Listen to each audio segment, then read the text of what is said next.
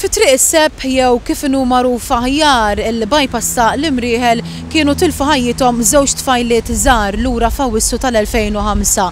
Ta' kuljum ir-residenti tal-blat tnejn huma kostretti li jaqsmu din it-triq ta' warajja f'periklu kbir. Minħabba l-periklu li jeżisti il-mexxej Laburista Joseph Muscat ħabbar li gvern ġdid se jikkummissjona studju biex jażel bejn footbridge jew inkella tunnel taħt l-art għal din il-bypass.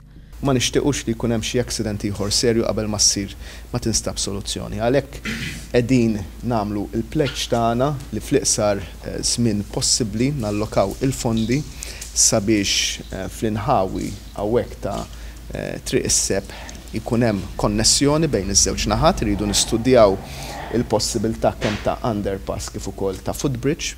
Fl-2006 il-Gvern kien qal li se jibni l-bridge sa sena wara, imma fl-2009 qal li dan il-proġett se jsir meta jkun hemm il-fondi għaliex skont il-Ministru Ostingat hija medja ta' 42 persuna biss fil-ġimgħa li jaqsmu din it-triq.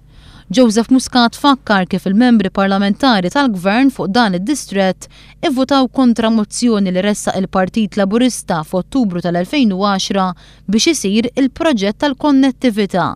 Il-mexxej Laburista qal li ż-żona kompli tikber huwa irresponsabbli li r-residenti jitħallew f'periklu mingħajr konnessjoni sikura mal-kumplament tal-lokalità.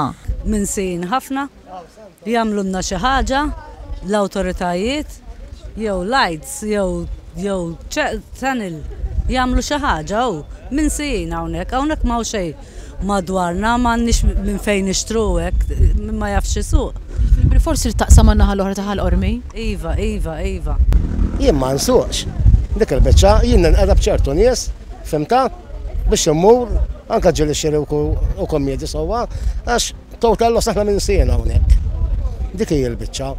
Imma weduna ma waħda daħal u mill-oħra ġifieri ħareġ. Ilek toqgħod hawnhekk? Jien inqgħod 26 sena minn żewweġ u għattina 28 sena jien. Dejjem hekk kienet is-sitwazzjoni.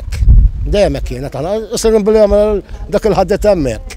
Ġietni jara x'kont naqsam hekk qabel, issa ġietni jara l-biċċa għax daqqa waħda minn hemm ta' karozza u daqqa minn naħa l-oħra tista' tibla hawnhekk. U stmat li l-footbridge se jiġi jiswa madwar 360,000 euro li ma' proġett idum bejn 8 u 12 xahar biex jinbena. Joseph Muscat qal li dan il-proġett jeħtieġ li jsir biex jiġu mħarsa drittijiet u ħajjet in-nies ta' dawn l-inħawi. Għal xi wħud forsi dan jista' jidher proġett żgħir għalina u aktar importanti, speċjalment meta l-Gvern preżenti għamel bridge li ma jieħu għal imkien, naħseb li aħna jekk nagħmlu bridge iridu jkun wieħed li jgħaqqad u li jgħin lil din il-komunità.